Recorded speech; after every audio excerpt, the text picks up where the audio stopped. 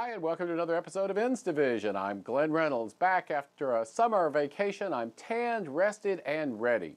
And who better to join me than Roger Kimball? He's a PJ columnist. He's an editor and publisher of The New Criterion and publisher of Encounter Books.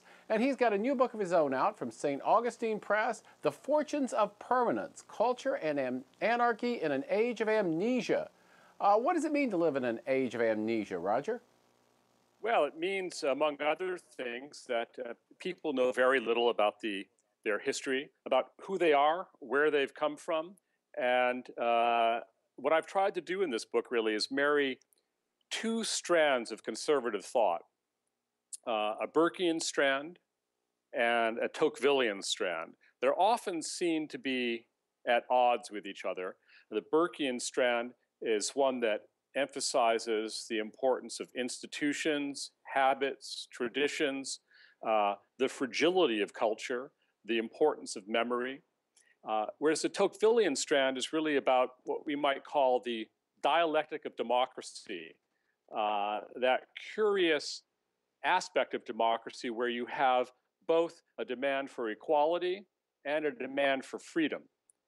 And their intention, but we need both. What's happened in recent decades, I think, in this country is that the demand for equality has, to an unfortunate degree, trumped the demand for freedom. And trying to marry these two things together, the Burkean strand with the emphasis on institutions, habits, the fragility of culture, the insight that civilization is something that is very difficult to achieve, that requires constant maintenance, and once you lose it, very easy to lose. Once you lose it, it's almost impossible to recapture. I tried to do is bend together by looking at a whole bunch of very different figures throughout history, trying to bend together this Burkean theme and this Tocquevillian theme with its emphasis on the dialectic of democracy, that tension between freedom and equality. You talk about the fragility of civilization, and one of your chapters is about Kipling. And of course, yes. I like to quote on my blog frequently the gods of the copybook headings, which I think is actually the poem of this decade, as all of these sort of eternal verities keep coming back to bite us in the ass after we think that we've moved beyond the need to, sort of spend less than we earn and things like that. What relevance does Kipling have today, and why don't our leaders like him? Well, I think they've been, our leaders, unfortunately, have been caught up in what Mark Stein once called present tense culture, which had he not used the phrase himself, I might have used it in the title of this book. I think that our leaders had know very little about what's come before them. And they certainly don't know Kipling. They certainly don't know that great poem that you just referred to, The God of the Copybook Headings, where, I mean, what that poem is about are, as you say, these eternal verities, that if you don't stand up for yourself, if you don't have a strong defense, you're going to wind up being a slave. And we've lived through an extraordinary period in the West, especially in the United States. We are the richest, most powerful, most secure country in the history of the world. And that's terrific. But the downside to that is I think many people, certainly my generation and the upcoming generation, have no visceral appreciation that the world could be different. And one of the great assets of Kipling is that he shows in the most visceral possible way that it could be very different and very, very quickly. He is really a kind of Burkean poet in that sense, and I'm glad you brought him up, because Kipling really, I think, speaks directly to the anxiety of our age. Namely, I think even people who don't have any knowledge of the past have a vague premonition that they're dancing on the edge of a precipice. And we really are in very, very many ways. I mean, you've just published a terrific pamphlet on the higher education bubble. The fact that we have we've been spending more and more and more on education and getting less and less and less and less. I mean, it wasn't that long ago that I was sitting with the father of a friend of mine at Morey's in New Haven, which you undoubtedly know. And he said, "Do you realize, Roger, that next year it's going to cost $10,000 a year to go to Yale?" And we paused for a moment as we savored this incredible number. Well, now it's approaching $60,000 a year for an undergraduate education. And what do you get for that? What do you get for that? Now that's just one sliver of a much larger piece of what I like to refer to as the dependency agenda. Now this is we're just talking about economics now. There are many other things that we could talk about as well. But one of the things that my book, The Fortunes of Permanence, tries to dramatize is the sense in which we have really been living beyond our means economically and even sort of existentially. We really have made commitments that we cannot honor. And you're fond of quoting Herbert Stein, I know. What can't go on won't go on.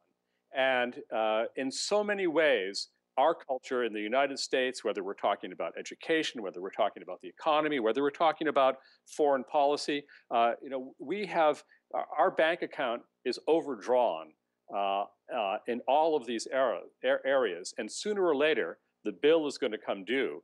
And I just hope that we have the wherewithal to find our rhetorical, our existential, our intellectual, our political armory full at that point. The signs right now, I would say, are not particularly promising.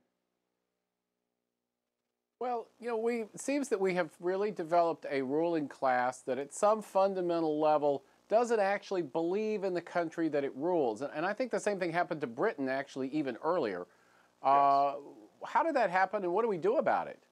Well, I remember the pollster Scott Rasmussen had an article about the entitlement mentality. And I like Scott's writing, so I read that. And I thought he was going to be writing about those people who are on the receiving end of government largesse. But he did talk about that. And he talked about the culture of dependency that instilled. But I thought what was most interesting about this article was he also dilated on the other side of the entitlement mentality, namely those who are giving out all of the goodies. In order to have wards of the state, you also need to have warders, the people who are actually running the jails or running the country, I guess I should say. And I think what's happened is that we have developed a political class that is less interested in public service and more interested in the exercise of power perpetually. I mean, you have people who go into government in their 20s and they never leave. They have their lips sewn to the public teat forever. So it's not just the people getting the goodies, it's also the people overseeing the goodies to be gotten. Now, one aspect of that, as you mentioned, is that we have leaders who do not, in some fundamental way, believe in the United States of America, and I think that is a novel thing. I mean, the current president of the United States, we look back to his administration, and we realize the extraordinary thing. One of his first actions in office was to go on a kind of world's tyrants tour, where he went around the world apologizing for the United States of America. Now, it's not just the United States, and we see the same sort of thing in other countries. I mean, you have the Archbishop of Canterbury that seems in some fundamental way not to believe in the Church of England. Now we have a president of the United States that seems very dubious about America. It's a curious thing. If I had to sum it up in one word, I'd probably say the 1960s, but then I say that about a lot of bad things. Well, to a more hopeful note, you're something of a big fan of The Dangerous Book for Boys, which is something that comes out of England and that the Archbishop of Canterbury probably wouldn't approve of for some reason or other. Why do you regard this book as so subversive? Well, I remember I encountered that book actually in Haywood Hill, an English bookstore that I patronize in London. And right after it came out, I saw this must be in some old book that's been reprinted, or it's this bookshop sells used books. So I wondered actually whether it was. I was looking at a book from the 1920s or something, because it has that sort of period flavor. And I opened it up and I found that there were, instructions for what to do with your jackknife, how to make bombs, how to make, how to make batteries out of coins, how to skin a rabbit, how to frighten your little sister, who were some great heroes in English history. There's a chapter on Lord Nelson, for example, who's one of my son's culture heroes. I thought, what a terrific book this is. And then when I found out it was coming out in the United States in a slightly different version with some American heroes insinuated into the spots occupied by Lord Nelson and so on, I wrote a piece about that because I thought it was a tonic alternative to the reign of political correctness, one of whose aspects is really a kind of war on boys. I mean, it's really quite extraordinary when you look around at our schools and other cultural institutions that have anything to do with raising the next generations. What a kind of concerted attack on manliness there is. And of course, the precondition for manliness is boyhood. The way boys act, their rambunctiousness, their running around, their taunting each other, their sense of adventure and excitement, these are all things that are definitely frowned upon by our cultural political correctness. And this book was a real antidote to that, and something that I hope that all of the nannies who are populating our public school bureaucracies will read and whose message they will take aboard. My subversive message is that as the Obama administration is saying we should impose Title IX style quotas in science and engineering so that we have 50% women, more subversive would be to apply those quotas to elementary school teachers because there's hardly a man to be found in most elementary schools today. And if we required that 50% of the teachers were men, I think we would work some major social change. And I predict that the Department of Education will not get behind that. I'm sure you're right, and it's a very good idea. I think we should promote that idea assiduously. Well, final question. When I read Mark Stein sometimes on this stuff, I'm frankly about ready to slit my wrists. He does the doom and gloom thing so well, yes. But I have to say I find it hard to ultimately buy his negativity. You seem less pessimistic. Why? Well, and for many reasons, actually, some of which Mark himself has articulated. I think he said in one of his recent books that if we do not have a fundamental course correction, we're headed over a precipice. I think he's absolutely right, but there's a lot of hope and a lot of optimism built into that tiny little word "if." We should not forget the extraordinary advantages we have in this country. It's the most productive economy in the world. The American people are incredibly resourceful. You think of, just think of this list of names, Google, Microsoft, Intel, Apple, eBay, Yahoo, and you can extend the list. They're all American companies, many of which were started by immigrants. And no other country or group of countries has any such concentration of technological innovation and a really kind of instantiation of entrepreneurship. We have amazing advantages. We also have a lot of problems, and we have some of the problems of our success. One of the biggest problems, I think, is this virus of a kind of culture of dependency. Hayek, the great economist Hayek, says that one of the regular effects of extensive government control is a psychological change in a people whereby they become habituated to dependency. And that is the great danger. I don't think we're quite there yet, but we are close. And that's one of the reasons why I think this next election is so important. It's really a referendum on our future. The fundamental question, I think, is are we going to be wards of the state, or are we going to be free citizens? That's the question. I think that's right, and I think that the would-be wardens clearly have their preferences established. Well, last exit question then.